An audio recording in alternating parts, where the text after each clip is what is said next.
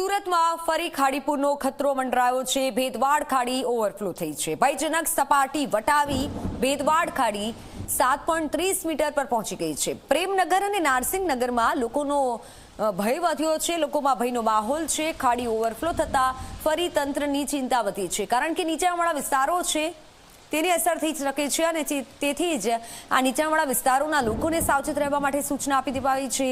તંત્ર એક્શનમાં આવી ગયું છે, કારણ કે ખાડી પુલના જે પાણી છે આ પૂરનું પાણી આગળ વધી શકે છે અને જે રહેણાંક વિસ્તાર છે ત્યાં પણ જઈ શકે છે અને ફરીવાર પહેલા જે પરિસ્થિતિ સર્જાઈ હતી તેવી સ્થિતિ સર્જાઈ શકે છે, જેથી લોકોને સાવધાની રાખવા માટે કહેવાયું છે।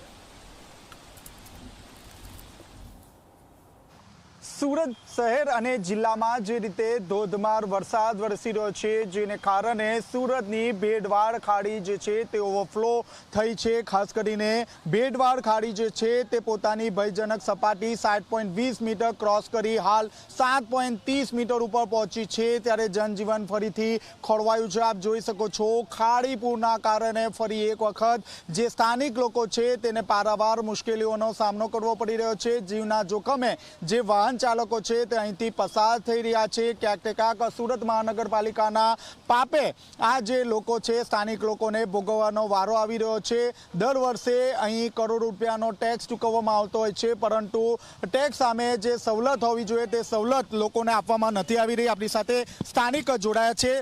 જી, क्या परिस्थिति है, क्या कहोगे? विकट परिस्थिति है। हम न इधर से जा सकते न इधर से जा सकते, और हम एसएमसी में बहुत बार बात किया, कोई रिस्पांस नहीं है। तो आगे मेन बिल्डिंग का रास्ता यही है। मेन बिल्डिंग का रास्ता यही दिया है, लेकिन 2-2 दिन 3 दिन से पानी नहीं। अभी मेरा बच्चा भी स्कूल गया है, उसको कैसे लाना है, क्या लाना है, उसके लिए अभी मैं स्कूल में जाके देख लेता हूँ। जब छुट्टी देगी तो लेके आऊँगा स्कूल से। तो पानी अभी भी रेड अलर्ट है, तो परिस्थिति और बिकट हो जाएगी। तो फिर कैसे आ जाओगे आप? अभी वो एसएमसी वाले आके देख के गए, वो ऐसे बोले कि ये पानी खाली हो जाएगा तब हम आके चेक कर लेंगे क्या है परिस्थिति है। वो તો આપની સાથે અન્ય સ્થાનિક પણ જોડાયા છે। જી, શું પરિસ્થિતિ? આપ પણ આ પાણીમાંથી આવ્યા છો? હું અત્યારે પોર્ટરના કામ માટે આવ્યો હતો અને આ પોર્ટરની ઓફિસ છે, તો મારે પોર્ટરની હાથે જરા કામ હતું, પોસ્ટર અપલોડ કરવાનું હતું। તો હું જોયું કે આ પોર્ટરવાળાની ઓફિસમાં આટલું બધું કમર સુધી હમણાં સુધી પાણી ગયું છે, પણ ત્યાં ખાડી છે, પાણી જવા માટે કંઈ રસ્તો જ નથી, તો ક્યાંથી જશે પાણી? આ પ્રશાસન જરાક ધ્યાન આપે, પાણી જશે તો કોઈ સોસાયટીનો ન તકલીફ પડે, અમારા જેવા કોઈ માણસ આવે કોઈ કામ માટે પોર્ટરની ઓફિસ માટે એનો ન તકલીફ પડે, એ જરા જોવા જોઈએ જરાક પ્રશાસન, અને જરાક આ એસએમસી વાળા થોડા ધ્યાન રાખવા જોઈએ। જે ખાડીની આસપાસ જે સોસાયટી છે, કંઈક જવાનું પાણી જવાનું રસ્તો છે જરા ખુલ્લું કરવા જોઈએ જરાક। જોઈ રહ્યા છો, લોકોની હાલત દયનીય બની છે। લોકોમાં રોષ જોવા મળી રહ્યા છે, કારણ કે દર વર્ષે ખાડીપુર આવતું હોય છે, ત્યારે આ વખતે બે વખત લોકોએ ખાડીપુરના જે પાણી છે તેનો સામનો કરવાની નોબત આવી છે। આપ જોઈ શકો છો, આગળ જે દુકાનો છે તે દુકાનોમાં પણ કમર સુધીના પાણી ભરાઈ ગયા છે। અને મહત્વની વાત છે કે સુરત મહાનગરપાલિકાના જે અધિકારીઓ છે તે ફક્ત ને ફક્ત બેઠક રમતા હોય છે, પરંતુ જે ખાડીપુરને નિવારણ કઈ રીતે લાવી શકાય તે અંગે સચોટ જે કામગીરી થવી જોઈએ તે કામગીરી થતી નથી। ફક્ત ને ફક્ત મીટિંગ રમીને જે દિવસ છે તે દિવસ પૂરો કરતા હોય છે। અત્યાર સુધી જે છે તે ડઝનો મીટિંગ થઈ છે, પરંતુ આ ડઝનો મીટિંગ બાદ પણ જે રિઝલ્ટ હોવું જોઈએ તે રિઝલ્ટ મળ્યું નથી। ત્યારે સુરત મહાનગરપાલિકા દ્વારા જે ખાડીપુરની પાસેના જે વિસ્તારો છે તેમને એલર્ટ રહેવા માટે સૂચના આપવામાં આવી છે। હજુ પણ રેડ એલર્ટ આપવામાં આવ્યું છે, ત્યારે ખાસ કરીને હજી પણ જે ખાડી જે છે તે ખાડીના સ્તર વધે તેવી પૂરેપૂરી શક્યતા જોવા મળી રહી છે। આપ જોઈ શકો છો, લોકો પોતાના જીવના જોખમે અહીંથી પસાર થઈ રહ્યા છે અને આગળ જે પરિસ્થિતિ છે ખૂબ જ વિકટ છે। લોકો કરોડ રૂપિયાનો ટેક્સ ભરતા હોય છે, પરંતુ જે સુવિધા છે તે સુવિધાના નામે ઝીરો સાબિત થઈ રહ્યું છે। ક્યાંક ને ક્યાંક તંત્ર નિષ્ફળ થયું હોય તેવા દ્રશ્યો અહીં સામે આવી રહ્યા છે। એક વખત તો લોકોએ ખાડીપુરના લીધે નુકસાન સહન કરવાનો વારો આવ્યો છે, ત્યારે ફરી એક વખત ખાડીપુરની જે પરિસ્થિતિ છે તેનું નિર્માણ થયું છે। તંત્રની ચિંતા વધી છે, પરંતુ ક્યાંક ને ક્યાંક લોકોએ એક વખત નહીં પરંતુ બે વખત ખાડીપુરનો સામનો કરવો પડશે। કેમેરામેન વિજય બેસાણી સાથે ચેતન પટેલ, ઝી મીડિયા, સુરત। આ ખાડી પુલના પાણી જો આગળ વધે છે તો આ વધારે પાણીના કારણે સ્થાનિક જે વિસ્તાર છે ત્યાં પરિસ્થિતિ વિકટ બની શકે છે। આપ જુઓ, હજુ તો એટલું પાણી આવ્યું પણ નથી, છતાં પણ વાહનો ડૂબી જાય એટલા પાણીમાંથી પસાર થવા લોકો મજબૂર બન્યા છે. પ્રેમનગર નાગસિંહનગરના આ દ્રશ્યો છે.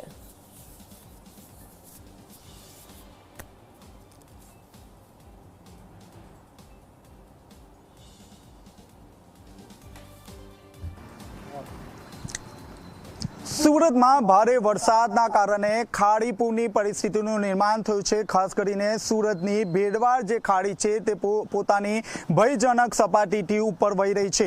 ભેડવાડ ખાડીની વાત કરીએ તો તેની ભયજનક સપાટી 7.20 મીટર છે, પરંતુ હાલમાં ભેડવાડ ખાડીમાં જે રીતે ભારે વરસાદ જોવા મળી રહ્યો છે ત્યારબાદ જે સપાટી છે તે 7.30 મીટર સુધી પહોંચી છે, જેને કારણે નીચાણવાળા વિસ્તારોમાં પાણી ભરાવાની પરિસ્થિતિનું નિર્માણ થયું છે. આપ જોઈ શકો છો ઝી 24 કલાક ઉપર એક્સક્લુઝિવ દ્રશ્યો.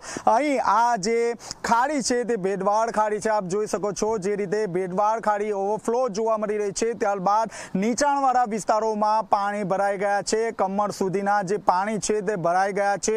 તંત્ર દ્વારા જે નીચાણવાળા વિસ્તારો છે તેમને એલર્ટ કરી દેવામાં આવ્યા છે. અને મહત્વની વાત છે કે જે રીતે ફરીથી સુરતમાં ખાડીપૂર જોવા મળી રહ્યું છે, લોકોમાં રોષ જોવા મળી રહ્યો છે. આપણી સાથે સ્થાનિક જોડાયા છે, તેમની સાથે बातचीत કરીશું. જી क्या कहोगे फिर से बाढ़? આ જે પણ પાણી ભરાય છે, જ્યારે વરસાદ નથી હોતો તો પણ ખાડીનું પાણી અમારે ત્યાં આવે છે. આખા સુરતનું બધું પાણી ખટોદરા જે પણ આગળથી આવે છે બધું અમારે ત્યાં જ ભરાય છે. અને અમે કમસે કમ 3 વર્ષથી તો અમારા બિલ્ડરે ફરિયાદ કરી છે એસએમસીમાં. અને અમે પણ હવે ગયા વર્ષે પણ 3-4 વખત જઈ આવ્યા હતા. આપણા દેસાઈ સાહેબ છે અહીંયા, અને કાલે અમે ગયા હતા અહીંયા પિંકલ પટેલને ત્યાં ડ્રેનેજમાં, તો એ લોકો આવીને જોઈને ગયા છે અને કીધું છે કે આપણે જે પણ થશે અમારા થતી કરી શકશું. પણ તો જે બધું થઈ જાય એના પછી કરીશું શું કામે? એના પહેલાં જે પણ આ 1 વર્ષથી છે ત્યારે તમે કેમ કાંઈ ના કર્યું? તમને તો ખબર જ છે ને કે આ ભરાય છે ને આ નીચાણવાળો વિસ્તાર છે. અને આ નીચાણવાળો વિસ્તાર છે તો તમે બિલ્ડરને પરમિશન કેવી રીતે આપી કે અહીંયા બનાવો કરીને? અને પરમિશન આપી તો પણ એને કેટલું ઊંચું કર્યું છે કે નીચે કર્યું છે એ લોકોએ જોતું હતું કે નહીં? હમણાં 9 તારીખે અમારી બેઝમેન્ટ 1 બેઝમેન્ટ 2 બે બધું પૂરું ટોટલ ભરાઈ ગયું હતું. અમારી 15-20 ગાડી અમારી કાર બધાને વહી ગઈ. તમે નીચે જોઈ શકો છો 3-4 કાર તો પૂરી ફેલ જ થઈ ગઈ છે. અને કમસે કમ 18 અમારી મોટરસાઇકલ ગઈ. બધાને કેટલો ખર્ચો લાગ્યો છે. અમે 10 દિવસથી કામે નથી જઈ શકતા બરાબરથી.